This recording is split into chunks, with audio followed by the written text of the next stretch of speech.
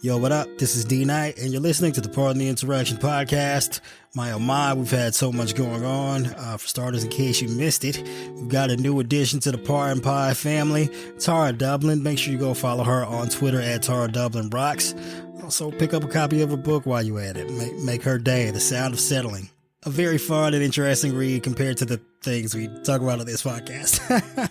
But yeah, we're heading toward the do or die time for the 2024 election. Go ahead and hit up JoeBiden.com. Get that man like $1 a month or something. Help his campaign staff up and get prepared to try and save our democracy. And make sure to grab like one other person you know and tell them about the podcast. Make sure they subscribe and tune in every single week. We got a lot of things coming up for you this year. We need all the support that we can get. So if you do your part and help us grow our audience, we'll do our part and help elect Joe Biden in 2024 and save American democracy. And this is the Pardon the Interaction podcast.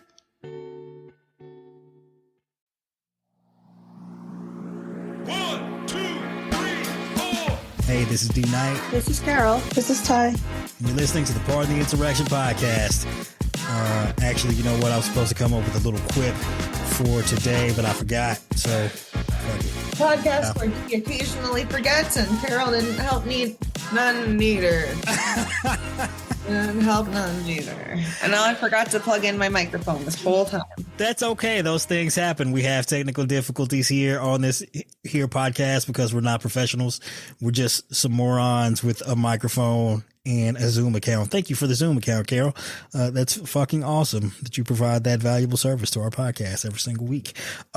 Before we get to the meat of the podcast, we'll take a second to give a shout out to our sponsor, Sheets and Giggles. My man Colin D. McIntosh is fucking amazing on Threads. Go give him a follow there. He owns a wonderful company that provides some amazingly soft and luxurious sheets. So soft and so sweet that you could, I don't know, strangle Donald Trump to death with them. Go make sure you pick up a set from sheetsandgiggles.com. And if you'd like a small discount, we got some links in the show notes for you to do so. All right. It was a weird analogy, but you brought it back around with the president's side. This nothing. Yeah, it's okay. Colin doesn't care how poorly we promote his product as long as we promote it. That's all that really matters. And to be fair, he's not paying us, so we don't have to do a good job. Truer words were never spoken. I guess the moral here is pay your employees. We're not his employees. We're his...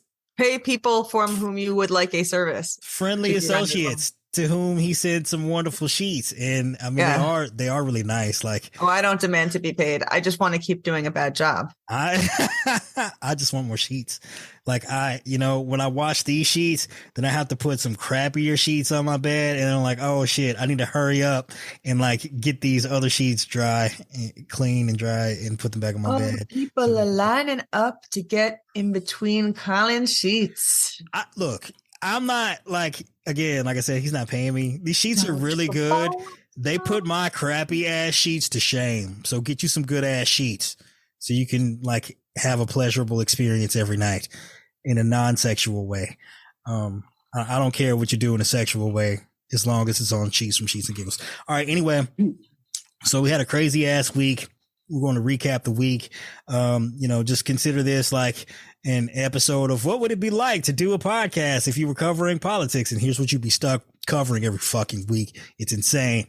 We're going to do things a little different. We're actually going to start off the week with our patented Shithole of the Week award. I would hereby like to nominate Tommy Tuberville, for his incessant need to call, Biden old and incompetent and feeble.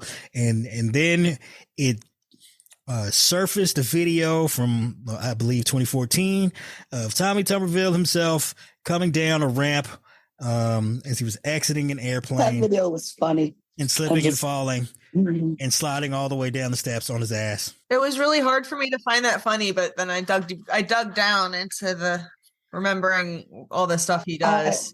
That was like the best video ever. Yeah, it was incredible. Slid on down. Yeah. And his ass must have been his ass must have been in so much pain. Because those stairs are metal. Right in the shit. They're like metal. That was the shithole of the week for him.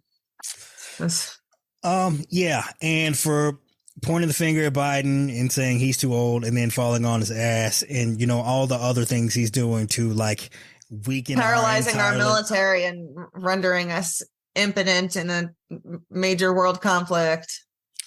Yeah, for all of that, all of the above, he gets the shithole of the week award. I'm not accepting any other nominations. Here's your trophy, asshole. Shove it up your ass.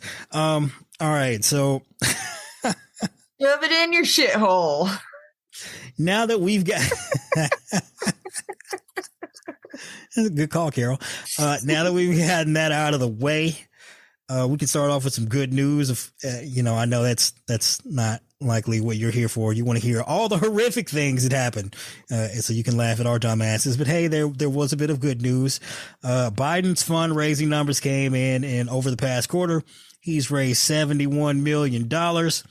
And to date, I believe he has something like $91 million on hand, which is more money than Trump, DeSantis, and Nikki Haley have combined. So wasn't it like 26 million? I think it was like 26 million or something. No, he's got way more than that. I think that's what Trump has. Yeah, no, that's what I was talking about. Biden's was like 70 something. Yeah. Well, he raised 71 this last quarter. For the second quarter. Or the third quarter. Yeah, and he's got like 91 million on hand. So if you're pro-democracy, I know you're listening to this podcast. Maybe you are super pro-Biden, maybe you're not. But if you're on the side of democracy, this is good news for you. This means, going forward, considering Biden doesn't have to spend any money on Democratic primary, he's going to be well equipped to fund a number of down-ballot races, as well as, supercharge his campaign. Continues raising money at this rate and doesn't have to spend doesn't have any expenses going forward until the general election. So that's great news. It's fantastic news, actually. Speaking of Democratic primaries, we also had one RFK Junior drop out of the Democratic primary, which is also great news. Woo! Let's give RFK Junior a hand for deciding he's no longer a Democrat. Which was obvious to a number of us. But is it great news? Like, oh, whatever. If you actually respected the Democratic primary and because he had no shot, it wouldn't have been as divisive and counter. I don't want to say productive, but because it's a little understates the gravity of the situation. But running as an independent, come on, fuck you, man, not you, Robert. They're polling or whatever. It was interesting. I know they say that it was going to take from Trump, which is why Trump started bashing him, but I still don't want to chance it. No, I don't want to chance it either. But I also just take that polling with a grain of salt. I don't know the methodology behind the polls that you're referring to specifically. I know which ones you're talking about, but I didn't look into the breakdown of how that was conducted. It is true that he was running on what appeared to be a very right-wing platform, considering he was a Democrat, anti-vax, anti-Jewish community type shit, some really strange shit to try and pull a Democratic victory with. I don't know what the fuck he was thinking. I mean, obviously, all of his backers are Republican, and he was clearly trying to rat fuck Biden. But of course, thank you, Democratic voters, and all you listeners out there not falling for the horse fuckery. I'm glad you didn't fall for it. He got no support in that, and he knew that, and that's why he's trying to drop out and run as an independent early enough so that he has the opportunity to try and get on ballots in swing states, which is, what I'm sure the plan is. Hopefully, I mean, you got to think about what No Labels is doing. So they have quite a bit of funding, but I don't think they've managed to get on the ballot in all the swing states so far. So maybe if we're lucky, RFK Jr. won't even have a chance to rat fuck the 2024 election. Who knows? Fingers crossed. But you know what? As one person steps down, another one rises, another fucking moron rises to take his place. Cenk Uygur of the Young Turks organization, and they're left-wing horseshoe fuckery has decided. That name sounds familiar. That sounds like the name of someone who sucks on Twitter. So you're familiar with his work. Yes. Yeah. So has he done anything more than be a shit face on Twitter? I guess he's probably a shit face in public and like. No, he's a shit face on his podcast, and he's a shit face with the Democratic Socialists trying to rat fuck the Democratic Party, and he's decided that he is in fact going to primary Joe Biden now that RFK Junior has dropped out of the Democratic primary, which is going to be a disaster for a number of reasons, but mostly because he's not a fucking American citizen and isn't eligible to become president. That should be interesting for him. I'm sure he'll get that law changed right away. This is a very immigrant friendly nation, especially, Yeah. I am using sarcasm. Unfortunately for him, he's got to do more than just like change the law. He would have to have change the Constitution amended. Yeah, that's a lot of work. If you haven't heard, it's quite difficult to manage to pull off a constitutional amendment. It requires a huge supermajority in Congress, or what is it? Is it 30 states? You know what? I don't know. We don't need to know. This isn't a. Let's. If you need to know that sort of thing, ask an elementary school student. They're much smarter than us on those matters. Oh, yeah. Well, what can you do? Yeah, I don't know, like, what his plan is. I guess when the RFK Junior rat fuck didn't work out as planned, Sink was like, well, I got to do it myself. I don't know. He's a fucking idiot. Just ignore him entirely. Just done and done. Yeah. Thanks, guys. All right, Carol, this one's for you. Trump was hit today with a partial gag order in D.C. by Judge Chutkan, saying that while it is okay for him to continue to generally disparage President Biden and the Department of Justice, he can't talk specifically about prosecutors, witnesses, court staff, etc., so on, so forth. Will Judge Chutkan finally get him to shut the fuck up? Was that post real? Which post? The one they were like that he was like, oh, all the monkeys are running the zoo now. And I thought Hoodlum said that it was fake, but I saw it a couple of places, and then the first thing I noticed was that he referred to her as chutney.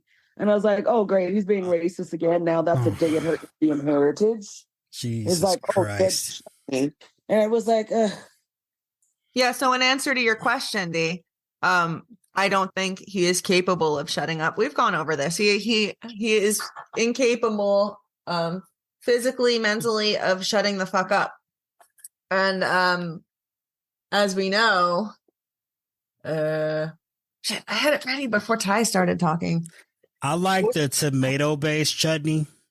For the record. Yeah. So can he be quiet? No. So we'll see if she enforces the order, because he absolutely isn't going to be able to refrain himself from doing those things. And yes, they like narrowly tailored it. They're walking a fine line between, I guess, his First Amendment rights and like, they're like, now this is First Amendment stuff, but threatening people like jury tampering is wrong. And, so we'll see. I think he'll do it, and we'll see if he's a habitual line stepper, as you said. And I look forward to fuck around, find out the find out portion of our program. I did the wine out. I think he immediately went out to his fucking rally and started talking shit about Chutkan. So yeah, we'll see how this goes. I'm pretty sure the last thing she wants to do is lock him up, but she got to draw a line. And of course, like you said, he's going to cross it, and then we'll see what the consequences will be. Probably be a fine. And if he continues, she'll probably sanction his fucking lawyers. Cause I mean, someone's got to make this dude shut the fuck up. But it's not entirely true that no one's ever been able to make him shut the fuck up. I can think of two instances, actually. One is when it was 2020, the one presidential debate that we had. Joe Biden told Trump basically to shut the fuck up on national TV. And then that was awesome. A couple of days later, Trump was in the hospital. So that was pretty great. That was very effective, shutting up of Trump. And two, well, good God, man. Last week, Trump managed to both trash Israel and praise Hezbollah, calling them smart.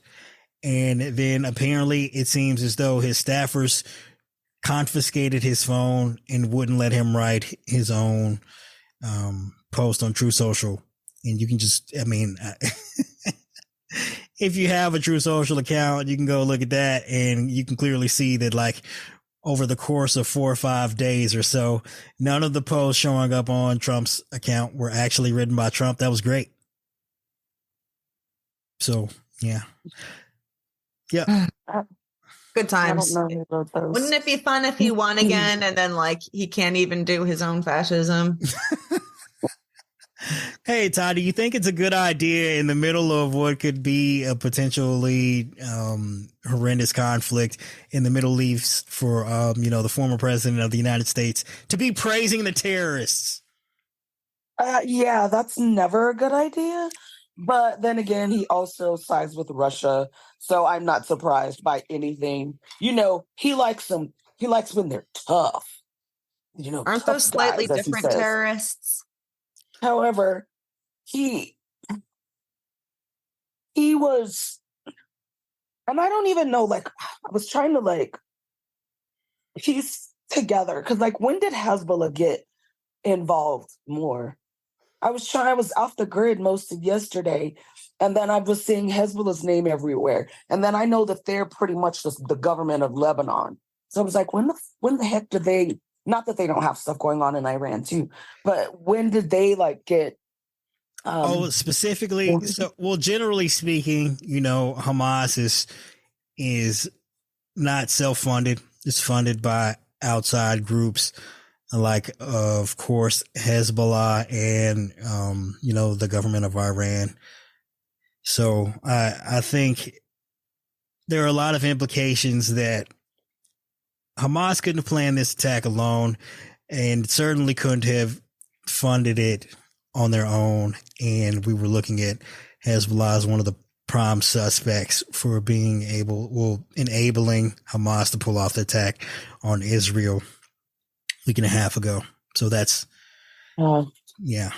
But yeah, that's, yeah. And then, like, calling, Netanyahu weak and saying that Israel let us down and, and what have you. So I don't know what he's going to say now that Nikki Haley is praised by, and so is Lindsey Graham. So that's going to be interesting.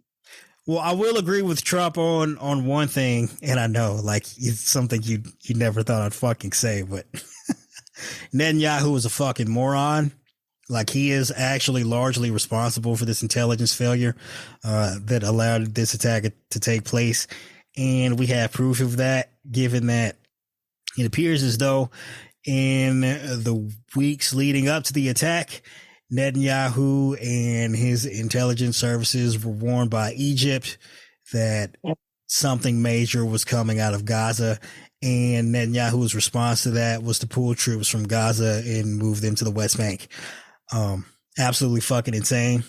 So, I guess broken clock is right twice a year in Trump's case. And he's wrong about all the other shit, but he just happened to nail that one. And I don't know, like, it's insane because, like, we got that report last week of Egypt having previously warned the intelligence community in Israel about the possibility of an attack. And then, like, Netanyahu's people immediately denied it. And the Egyptians did not back down. And then, like, a couple of days later, they actually came out confirming, yeah, we did get some hint of a warning. And also, U.S. intelligence had received some information suggesting, of course, that there might be the possibility of attack. Now, I don't know if, like, we gave them a warning as well, but I mean, it just makes Netanyahu look bad. Like, this is a dude who's ran. He also just is bad. I'm sorry. He's Well, he's a terrible person. He's a terrible person. He's a fucking monster. They got rid of him. He's back. They've been protesting him. I mean, not everyone, but a large percentage of the Israeli population, or what I've some people are out there protesting him. He's just they're like trying to stay out of jail, and like they said that might have also had something to do with the failures because of the internal conflicts that are going on with people that are anti-Bibi and Bibi trying to basically rewrite the Constitution and steal democracy. You know, he's their Trump, and they're like, holy shit, how do we fucking get rid of this guy? But he formed a coalition with like the right wing nut jobs of their parliament there, and that was what entrenched him back into power. And of course, he's already under a criminal indictment. He's got a lot of the same problems that Trump does, and clearly he was more focused on trying to stay out of jail than he was on protecting Israel. And voila, there you go. So beyond that, it doesn't seem like he gives a shit about his people. No, yes, he doesn't. Again, he's Trump. He doesn't. And they also said before the report that Israel had warned him came out, they said that the Israeli troops were warning him that something was going on. And he just dismissed them as being like left-wing radical, and then he gave that speech and he was like, fake news. So it's almost like he wanted it to happen. I think I hated to think it, but like from the beginning, I felt a little bit sus that he knew more than he was saying, and he let it happen so that he can unleash unbridled rage on the Palestinians, not Hamas, but on the Palestinians in Gaza with the full support of the Western world instead of being condemned like he has been when they went into that was that mosque when people were in there praying. And when the troops went into that mosque and killed people, when they killed that journalist and shot her in the head. So they've been getting a lot of pushbacks on a lot of their tactics. Like, hey, you're supposed to be better than this because these are the terrorists, but you're doing this so this now it fuels that he's able to go and do it. And he has the support of the world and no one's criticizing him for like trying to revamp the judiciary and rewrite the Constitution now. I talked about this last week and in saying that not that I am sure of this, but it's a possibility that, he let this happen. He intentionally weakened security forces around Gaza in order to let this happen so that he could use it as an opportunity to maybe secure more power. Right. Cause I mean, the major focus on him lately has been him attempting to, like you said, rewrite their constitution and remove the powers of their Supreme Court from overseeing any of his actions. And he's also just a bloodthirsty maniac. I mean, that too. Yeah. His response, while I was watching this unfold last weekend, I was just like, oh, okay, like this is awful. First response is like, this is terrible. I was very sad. Like, we'll go into my internal sad feelings of being a Jew later. We'll save that.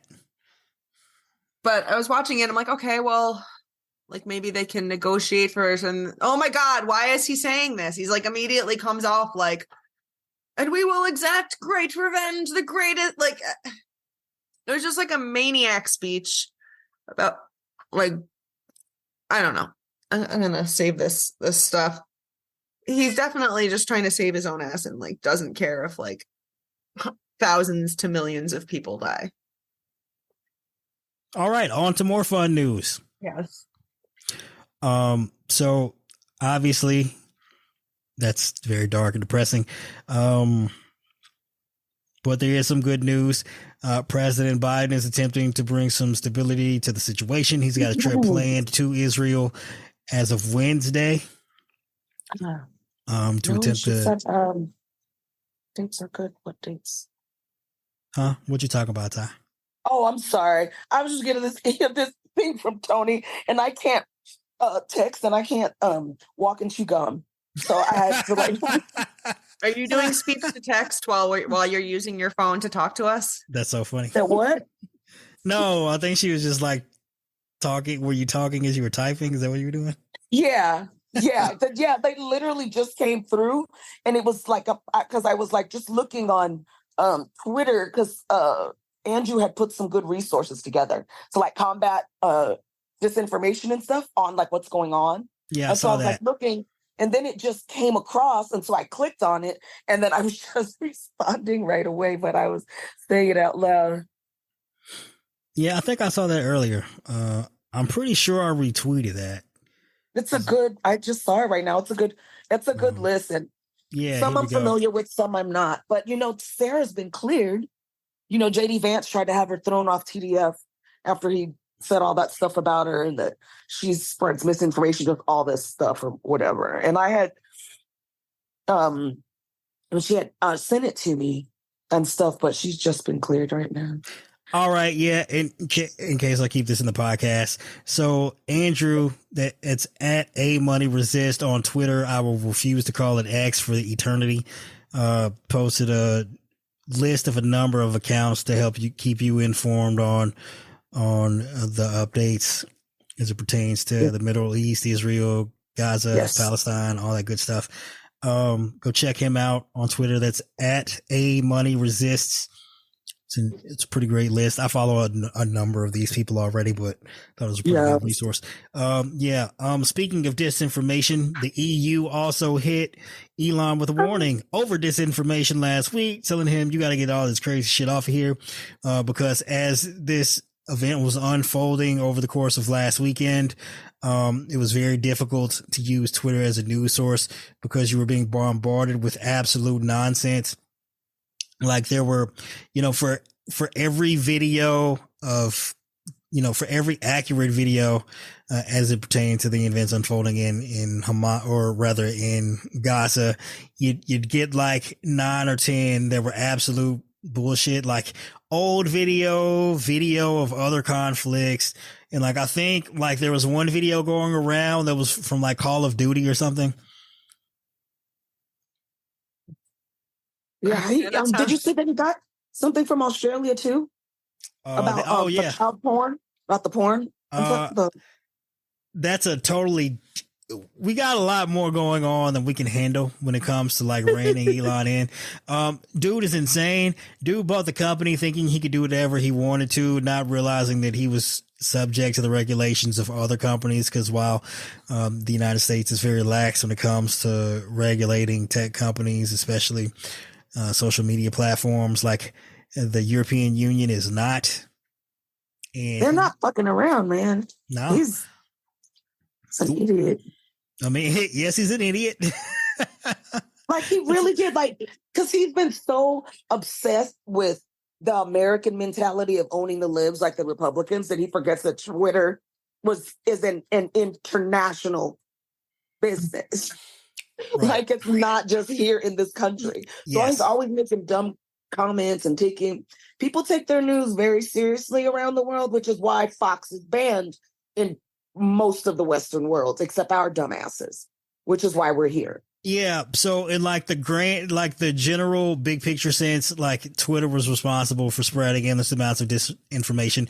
But Elon himself was also like specifically responsible, because one of the sources he specifically promoted one of the accounts he specifically promoted as a source for breaking news regarding the Israel Hamas conflict.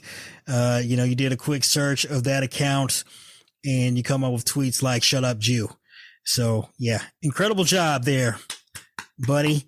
Way to promote anti-Semite as the source for breaking news to your millions of followers, you fucking dipshit.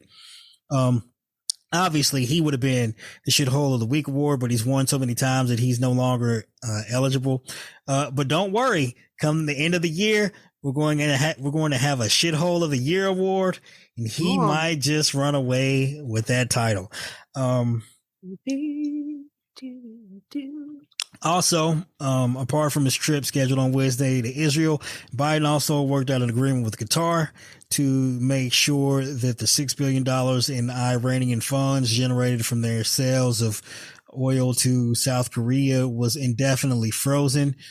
So poof, there goes yet another talking point from the right about how Biden is not handling just the entirety of this conflict well. He's actually doing a fantastic job in managing all of this shit. Excellent. All right, for the time being, we shall move away from the conflict in Israel. I'll just say real quick, I hadn't even thought that much about the job Biden was doing, and that's a real luxury compared to where I would have been had this conflict occurred under a Trump presidency. Yes, Carol, you would be bald right now because you'd have pulled all your hair out, because he would be driving you insane, saying crazy shit like Hezbollah's smart. Hezbollah, they're so smart. All right, on to things that make you smile, Ty. In the Trump org trial in New York, Alan Weisselberg, who testified the other day, implicating Trump in a number of ways, as well as the Trump organization, also said that it just happened to be a coincidence that his $2 million severance fee matches the $2 million fine from his previous conviction in New York, in which he served prison time for. So that was wow, man. It's the exact amount that he had to pay in a fine. Jesus, they are so dumb. Like, they are just so dumb. And did you see the Trump organization giving Eric Trump a pat on the back today? They go, we want to they were like, happy boss day. We want to thank our CEO of the Trump organization for and it's like, dude, if you don't see this is the setup, like, that bus is coming. Like, seriously. He's already under it and doesn't even know it. Yeah, he's smiling like, I'm getting an award. My daddy loves me. That's insane. Oh my God. Yeah, that was incredible. I was like, wait, okay. Did they think no one would notice that upon Weisselberg's previous conviction, he was hit with that $2 million fine. And then, like, when the Trump org let him go, oh, what a coincidence. It's the exact same amount as what you were fined, bro. Here's your fucking severance fee. We're talking about a company that is been indicted. So I don't think they thought a lot of things through. Okay, totally fair. And the CFO, Weisselberg, he really wasn't like the greatest. Like, he could have did a little better. Besides just, like, literally, hand me that pink eraser. Okay, let's put it's worth 18 million here, but okay, erase it and then down here. I mean, that is the equivalent of their sophistication for that. Yeah, they didn't think a lot of this through. I mean, it's really bonkers. And there were a number of other witnesses who have testified.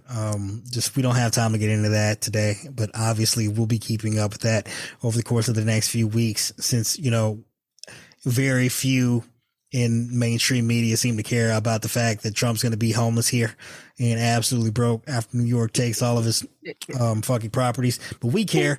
There were a number of other witnesses who presented damning testimony.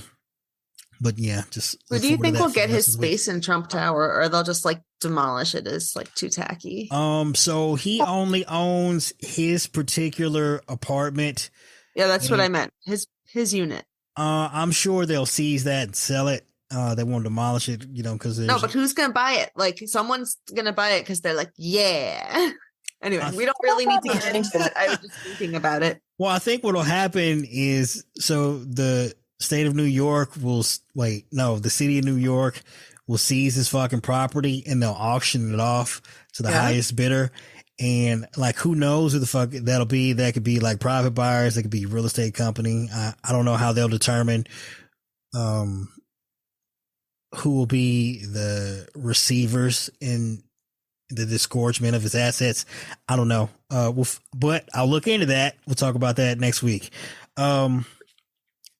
Yeah. So one of the other things we learned over the course of the trial is that Trump, in an attempt to inflate his assets so he could present a specific net worth, he priced into his properties a presidential premium of like 30 to 40%. in a number of properties and probably much more in others. That is literally profiting off of his office, which is, Republicans seem to care a lot about. In the case of Hunter Biden, who has never actually held a political office, but here Trump is. Yeah, no one cares. All right, just part of the insurrection cares. So in the developments. Yes, it's been a crazy week. You're like, damn, you're just going from one crazy fucking thing to the other on this podcast, huh? Yes, we are. It's been that kind of week. Yes, we are. Go. We have crazy things to discuss. Yeah, we got a lot left. And so over the course of the developments in the House here, it appears that we'll end up with the possibility of a vote for Speaker tomorrow. For Jim Jordan, who's being presented by the Republicans, which is quite the development considering that last week their chosen nominee for Speaker was Steve Scalise. Yeah, that changed quite quickly. Poof, Steve Scalise is gone. And then, of course, the person who Trump threw his weight behind, Jim Jordan, is apparently going to get enough votes to at least receive the Republican nomination. As of this weekend, he appeared to be 50 votes shy of I don't know how many, 50 votes shy of a majority. It appears as though Fox News has been lobbying behind the scenes by contacting the GOP holdouts in the House and threatening them, and basically just extorting them in exchange for their vote for Jim Jordan for Speaker, which is absolutely fucking bonkers. Because if, say, this was a situation a year and a half ago where Nancy Pelosi was Speaker with the same exact slim majority in the House, and she got removed by one of the crazy left-wing members of the House and then couldn't get the votes to become Speaker. And then imagine if MSNBC was like, I don't know. I just can't even, it's so absolutely insane. What if MSNBC was calling, I don't know, who's the most dipshit of the left-wing House members? Yeah, that's a good question. There's no equivalent, man. There's really we got some people that are a little, they have their views, but they're not insane. Okay, fine. Let's say they're just passionate. All right, let's say, MSNBC was behind the scenes calling ALC if you don't fucking vote for Nancy Pelosi, we won't let you on our fucking airway. It would be a fucking national outrage. All the right-wing media outlets would be going crazy, including CNN. But because Fox is doing it, no one gives a shit. It's beyond wild. We live in some bullshit times. Yes, we do. That should be the name of all the fucking newspapers, too. Yeah, but so far as we can tell, Hakeem Jeffries is getting the most votes for Speaker of the House, even though Republicans have a House majority. So that's good news. I mean, as long as this shit show continues, that just makes it more likely that, vulnerable Republicans in Biden districts strike a deal with Democrats to basically make some sort of power sharing agreement in the House. I mean, I know it's a long shot, but fuck. So I should call Mike Lawler every day? Yeah, do that. Give him some incentive. Be nice. Mike, how you doing? You suck. I mean, hey. I don't show him your ass or something. You gotta. Hey, Mike, what's up? I'm one of your constituents. Should I come by later and you can see my ass? Not like that. Just give him the link to your Instagram account.